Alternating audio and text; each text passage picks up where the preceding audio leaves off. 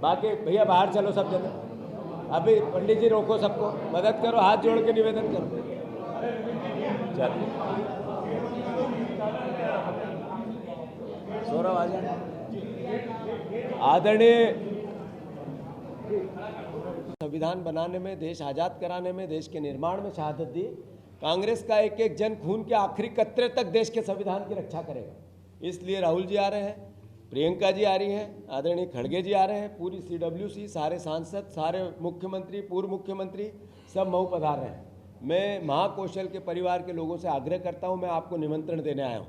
हम सब मिलकर, हम सब परिवार के लोग आपको निमंत्रण करते हैं कि ज़्यादा से ज़्यादा जो देशभक्त नागरिक है वो मऊ आए, जो संविधान से प्यार करता है वो मऊ आए, और हम सब मिलकर इस संविधान की शपथ लें, इसकी रक्षा के लिए संकल्पित हो। धन्यवाद। भाई साहब, भैया कह रहे हैं कि मऊ में जो आप लोग जा रहे हैं, बाबा साहब का अपमान करने के लिए जा रहे हैं, क्योंकि बीते दिनों आप जो है बाबा साहब की फोटो अपने घुटने पर रखे थे, उनके ऊपर राहुल गांधी और प्रियंका गांधी की फोटो लगाए थे, इसलिए बीजेपी कह रही है कि अपमान यात्रा शुरू करने जा रहे हैं आप लोग।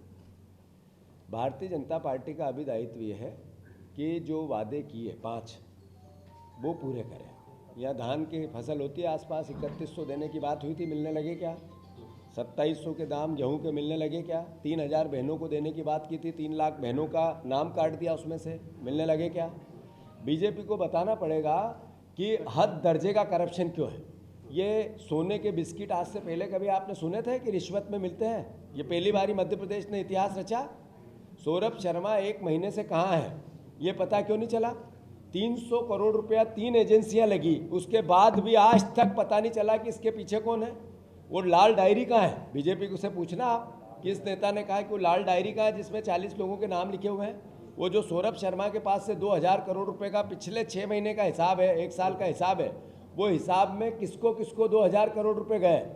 सौरभ शर्मा के वकील ने कहा कि हमारे क्लाइंट की जान को खतरा है, हमने, कांग्रेस ने कहा कि उसको सुरक्षा दो, उसकी जान का खतरा है। इस पे कोई उत्तर है क्या बीजेपी का? उनसे लो। एक एक आपका एक हो गया, ऐसे नहीं दूसरे। 1 मिनट सबके, पहले 1 मिनट सारे, 1 मिनट भैया, 1 मिनट, मैं सब पत्रकार बंधुओं से हाथ जोड़ के प्रार्थना करता हूँ, मैं सबके जवाब दूँ। है अपनी विधानसभा क्षेत्र में, और हर थाने में विधायक प्रतिनिधि नियुक्त करने के आदेश, मतलब लेटर लिख दिया, कहाँ तक जायज मानते हैं? ऐसा है कि भारतीय जनता यही लड़ाई चल रही है, संविधान की रक्षा की, नियम कानून कायदे की सुरक्षा की। ये प्रीतम लोधी जी ने जो किया ये नया नहीं है। बीजेपी किसी नाम को नहीं मानती, किसी कानून को नहीं मानती। करप्शन इतना अद्भुत क्यों हुआ? क्योंकि थानों पे जो TI भेजते हैं उसको बिना पैसे से थाना नहीं मिलता। जो यहाँ कलेक्टर, SDM, SDOP जो आता है वो कुछ लेन देन करके ही आता है, और वो फिर जनता से उगाता है, और फिर जनता से उगा के लाल डायरियाँ बनती है, किसको फिर कहाँ भेजा? यही तो लड़ाई है। तो ये प्रीतम लोधी जी जो कर रहे हैं बीजेपी का चरित्र है और संविधान का विरोधी है। हाँ, 1 मिनट आप जनता के बीच में जाकर कांग्रेस विश्वास कैसे जीते जिससे दोबारा जो चुनाव हो उसमें आपकी जीत तय हो, उसके लिए आपके गंभीर प्रयास क्या हो रहे हैं? क्या सिर्फ बीजेपी को या सत्ता पक्ष को बुरा कहकर आप आगे बढ़ रहे हैं, या अपने आप को साबित करना चाहते हैं जनता के बीच में? कैसे साबित कर रहे हैं? नहीं, बिल्कुल बहुत अच्छा सवाल है आपका, और मैं धन्यवाद देता हूँ कि एक अच्छा जर्नलिस्ट विपक्ष को ताकतवर बना के देश मजबूत कर सकता है, वो सवाल आपका है। मैं मानता हूँ इस बात को कि बिल्कुल बीजेपी पे आरोप प्रत्यारोप करके हम अपना दायित्व से मुंह नहीं मोड़ सकते। इसीलिए मैंने अभी आपको कहा मेरे पूरे वक्तव्य में, आप शायद लेट आए, कि हम कांग्रेस को निचले स्तर तक स्ट्रेंथन करना चाहते हैं। ग्राम पंचायत कांग्रेस कमेटी का गठन करना चाहते हैं, हम मोहल्ला कमेटियों का गठन करना चाहते हैं, हम समय सीमा और आयु तय करना चाहते हैं, ब्लॉक अध्यक्षों की, जिला अध्यक्षों की आयु तय करना चाहते हैं, समय सीमा तय करना चाहते हैं। इसके साथ साथ वैचारिक रूप से हम सुदृढ़ कैसे करें हमारे वर्कर को, इसके लिए मऊ से शुरुआत हो रही है। जो कांग्रेस का विचार है, जो नीति है, जो सोच है, वो उस सोच को आम जनता को जोड़ने के लिए पूरे साल पूरी यात्राएं चलाना चाहते हैं। 2025 संगठन संघर्ष पर्व मैंने अपने वक्तव्य में कहा था। ये सब प्रयास एक तरह से कांग्रेस पार्टी के स्ट्रेंथन के हैं। जो बुधनी की और 3 चुनाव ने यही तो कहा कि आप ताकतवर बनो और आप विपक्ष की भूमिका निभाओ। बिल्कुल सही है, उस पर कांग्रेस बहुत वैचारिक तौर से, सामूहिक तौर से प्रयास कर रही है, और एक एक विधानसभा को एक एक बड़ा नेता ऊपर से नीचे तक सब एक विधानसभा के प्रभारी, पालक प्रभारी बना रहे हैं। ये सोच है इस बात की जिसका आपका सवाल है। धन्यवाद। एक हाँ, अध्यक्ष जी, आपने पिछले समय कहा था कि जो गुटबाजी है कैंसर की तरह है, अगर उसको ठीक नहीं किया गया पार्टी की घाटा होगा, उसका कुछ इलाज ढूंढा क्या?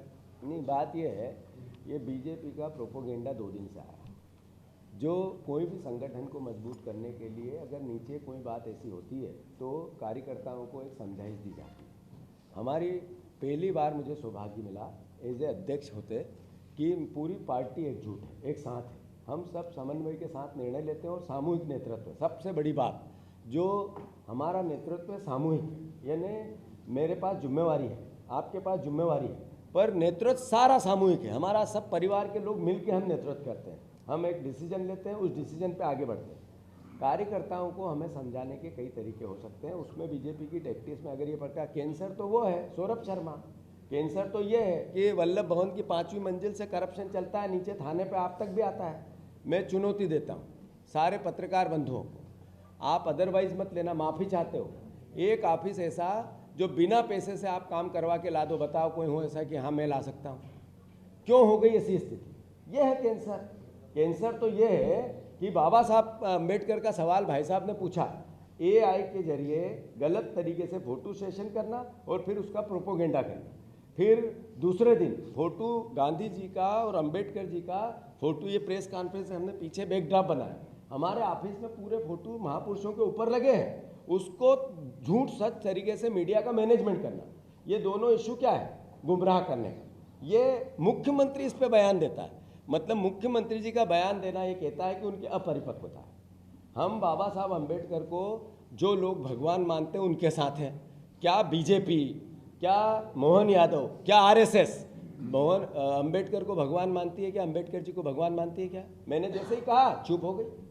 तो सवाल ये नहीं है कि फोटो से और ऊपर ने ये AI के जरिए, आर्टिफिशियल इंटेलिजेंस के जरिए बना के प्रोपोगेंडा झूठ फैलाना। मैंने चुनौती दी थी, मोहन यादव फिर मुंह से नहीं निकाल पाए, ना VD शर्मा निकाल पाए, अब फिर दे रहा हूँ। तो इस झूठ से कुछ नहीं होगा।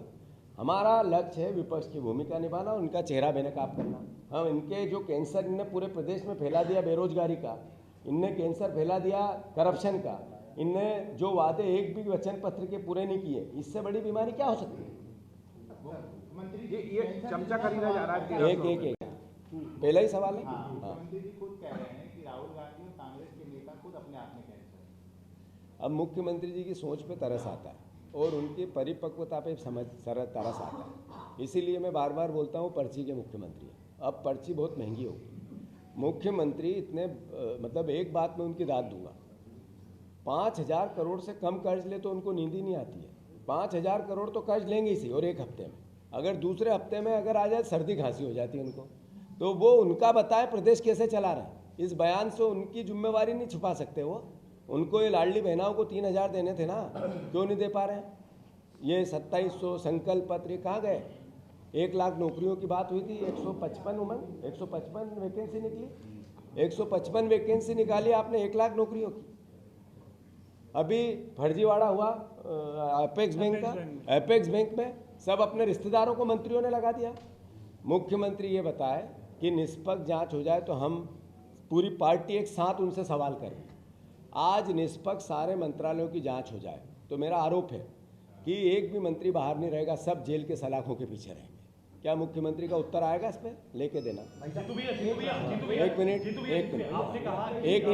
दोस्त, एक मिनट प्लीज, मैं सबके सवालों के जवाब दे के जाऊंगा। मेरा सवाल इसी से जुड़ा हुआ है। हाँ, क्या आपको ये बात बोलना पड़ेगी कैंसर इतना है गुटबाजी, क्या वास्तव में कांग्रेस में गुटबाजी है? कांग्रेस पार्टी 1 साल बाद आप कहोगे कि इतनी जल्दी इतना अच्छा कैसे संगठन परिवर्तित हुआ।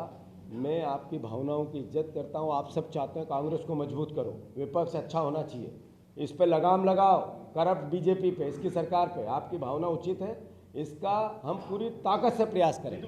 आपने कहा था कि गूगल में सर्च करो तो रेप की लिस्ट निकल आती है, जैसे भी आप मानते हैं मध्य प्रदेश में ये अराजकता, रेप और ये सब बढ़े?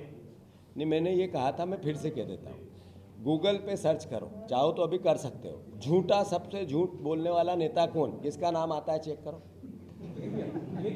तो भारत करो, आपको बीजेपी के ही मिलेंगे, मोदी जी और शिवराज जी।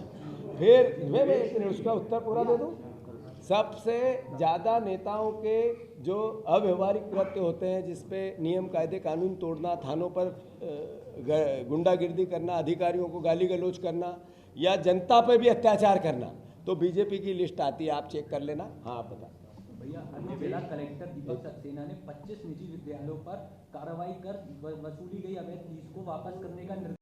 अभिभावकों को फीस जमा वापस नहीं की गई और अभिभावकों से फीस तो सीधे उसका कंसेप्ट अभिभावक और बच्चों पे आता है। आप प्राइवेट स्कूल से फीस ज़्यादा वसूलोगे सरकार, तो वो बच्चों से वसूलेगी, जाएगी कहाँ? मध्य प्रदेश में निवेश के लिए सीएम जगह जगह इन्वेस्टमेंट कर रहे हैं, पूना में है, मिल रहे हैं, कैसे देख रहे हैं, हो पा रहा है? नहीं, बात ये है, देखो कोई भी मुख्यमंत्री हो, कोई भी सरकार हो, अल्टीमेटली विकास की बात करती है और करना चाहिए। मुख्यमंत्री जी, पूर्व मुख्यमंत्री जी दोनों ने इन्वेस्टर के नाम पे खूब वाहवाही बटोरी, खूब मीडिया मैनेजमेंट किया, खूब हेडिंग बनाई, पर सवाल है वो ज़मीन पे कितने हो, सवाल है उससे रोजगार कितने में, सवाल है जबलपुर की हम बात करें, कहीं नहीं जाए तो जबलपुर में कितनी इंडस्ट्री ऐसी लगी, क्या लॉजिक, इन्वेस्ट कितना आया, कितना, ये सब बात मैं समझता हूँ कि नेता प्रतिपक्ष जी ने अभी हमारे सदन में भी उठाई थी जब विधानसभा चल रही थी। तो प्रयास जरूरी है, उसके पीछे का खर्चा जरूरी है। वो खर्चा कहाँ से आता है? कर्ज से। वो बोझ किस पे पड़ता है? आप पे, हम पे और जनता पे। पर उसके पीछे सारा गुणा भाग करो तो कितना रोजगार है, कितनी तरक्की है, कितना इन्वेस्टर है, कितनी इंडस्ट्री है, जीरो। अब हो गया आपका। अगर आप डबल पूछोगे तो फिर मैं बात नहीं कर पाऊंगा। नहीं, प्लीज।